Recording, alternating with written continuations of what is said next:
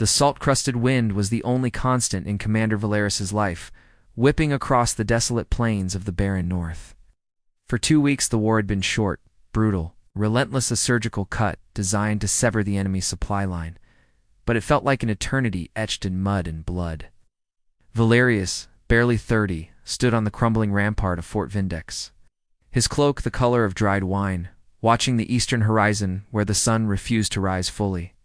It wasn't the enemy that troubled him most. It was the silence of the siege engine they had abandoned yesterday, a silence that felt heavier than its destructive roar. Beside him, Lieutenant Kalin, his second in command, shifted nervously, the metal of his breastplate creaking like a caged beast. "The scouts report General Corvin is 3 days behind us, Commander," Kalin reported, his voice tight. "Their forces are thin, fractured." Valerius didn't look away from the gray sky. Fractured Kalin, but still numerous enough to drown us in their desperation. The objective had been clear. Hold Vindex for 5 days. Force the enemy to retreat and secure the vital river crossing. They were on day 14. The original garrison had been reduced to a skeletal crew of 53 loyal, weary souls, their eyes holding the 1,000-yard stare of men too far gone to fear death. Valerius lifted a hand and rubbed the bridge of his nose, feeling the constant dull ache of sleep deprivation. "Tell the men to conserve the water and double the perimeter patrols. I want no surprises from the eastern tunnels." Kalin hesitated, an unsaid question heavy on his tongue, but he merely nodded and retreated, his boots scraping lightly on the stone. Lone Valerius allowed his gaze to drop to the courtyard below, where the medic, old Master Elms, was tending to the latest casualty.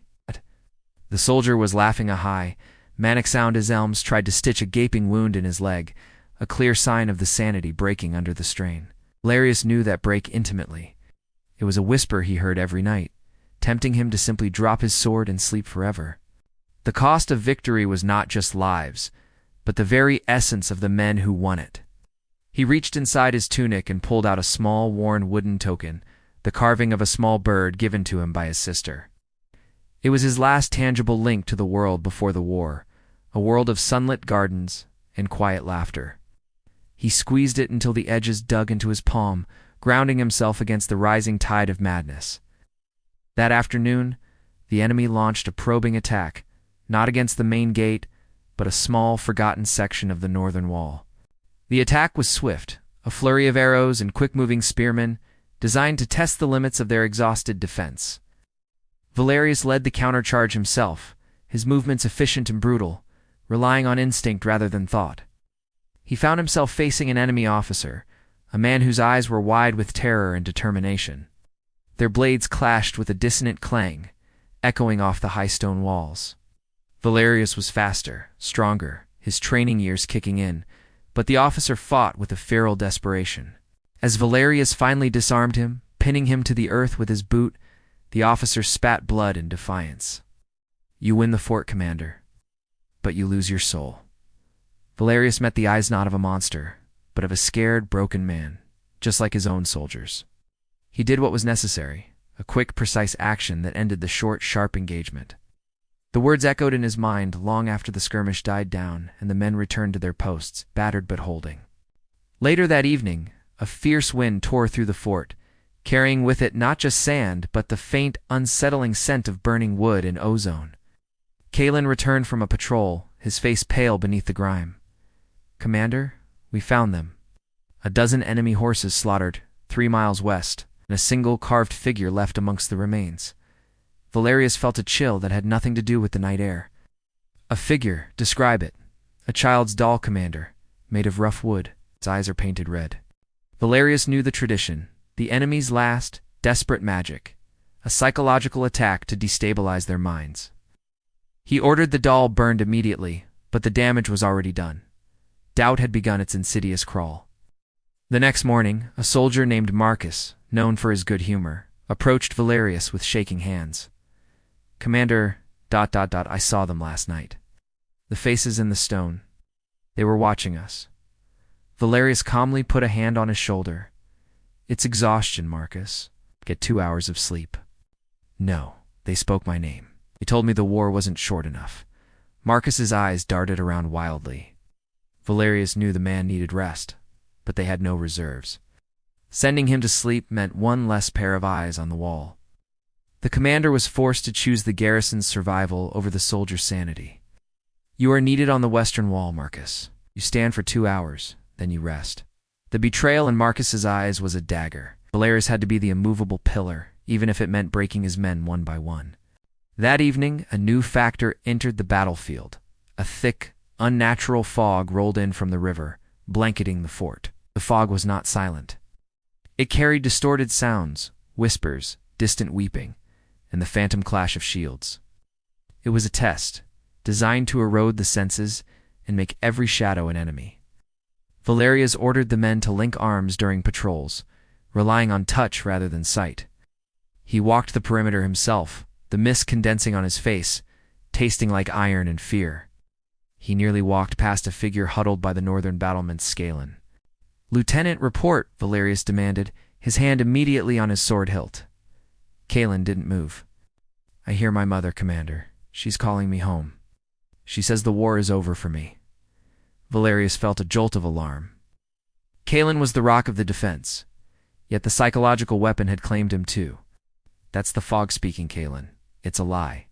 Your mother is safe." "Is she?" Kalen finally turned, his eyes glazed. "Or did she die 10 years ago and I've only just remembered it?" The question hung in the thick air. The fog was blurring the line between reality and the soldier's deepest traumas. Valerius wrestled with his duty. He needed Kellen's strategic mind, but Kalen was now a liability. He made the second impossible sacrifice that day. He relieved Kalen of command and ordered him confined to the supply tent. "You will rest, Lieutenant." "That is an order." Valerius now carried the full weight of the fort alone, a single point of light in the psychological darkness. The night deepened, and the fog grew so thick Valerius could barely see the hand he held in front of his face. The enemy's main assault began not with a charge but with a sound, a mournful, deep horn blast that seemed to shake the very foundations of the fort. Valerius positioned the remaining men, 51 now, near the main gate, knowing this was the final gamble. He could hear the enemy climbing the outer walls, their muffled war cries swallowed by the mist. He drew his sword, its cold steel a comfort in the surreal chaos. "Hold the line. Fight for the river crossing. Fight for the end of this short war," his voice roared, a desperate attempt to cut through the enemy's terror tactics. The fighting was brutal, a sensory overload of pain, shouting, and confusion in the blind fog. Valerius fought like a machine, dispatching foes without pause, fueled by the sheer necessity of survival. He saw Marcus, the soldier from the day before, standing frozen, his eyes fixed on a point in the mist, refusing to fight. An enemy swordsman rushed Marcus, and Valerius had a split second to intervene. But another swordsman was already upon Valerius, forcing him into a desperate parry. Marcus fell with a cry, another sanity lost to the fog and the relentless pressure of command. Valerius felt the guilt, the terrible weight of having prioritized the mission over the man. But there was no time for guilt. He continued to fight, his soul hardening with every swing. Suddenly a new sound pierced the din, the faint but unmistakable rallying cry of General Corvin's main army. The relief was a blinding light, momentary, but powerful enough to break the enemy's concentration. Corvin had arrived a day early, driven by a desperate, forced march. The enemy, realizing they were now caught between two forces, began to break ranks and retreat into the dense fog. Valerius fought until the last muffled scream faded, leaving him standing in a circle of the dead, alone. The fog slowly began to lift, revealing the grim reality of the courtyard. Bodies, shattered stone, and the 51 survivors, breathing heavily. General Corvin, a giant of a man with a booming voice, rode into the courtyard. "Vindex holds Valerius. You saved the campaign. You held where others would have shattered," Corvin roared, dismounting to embrace him. The general's praise felt like ash in Valerius's mouth. The objective was achieved. The war was effectively over. But Valerius saw only the empty space where Marcus had stood, and the silent tent where Kalen lay broken. He had won the war, but he had paid for it with his own humanity, making sacrifices no sane man should make. Corvin clapped him on the shoulder. "Rest now, Commander. You have earned your glory." Valerius merely nodded, his eyes unfocused. He walked past the cheers, past the dead, toward the supply tent.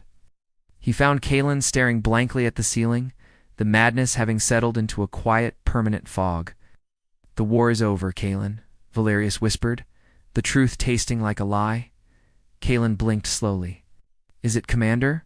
Or did it just begin in here?" He tapped his own temple. Valerius sat beside him, the small, carved wooden bird token cold in his hand.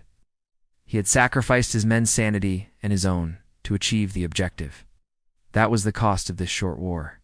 He knew he was coming home a hero, a celebrated figure of sacrifice, but the war was etched forever in the silent, empty places in his soul. The true war, the one against the creeping despair and impossible moral choices, had just begun. Valerius closed his eyes, and the salt-crusted wind once more felt like the only constant thing. Did this short conflict truly end the cycle, or just create new ghosts to haunt the next generation of commanders? The question remains. Like, share, and subscribe to Storycraft Studio for more epic tales of impossible choices.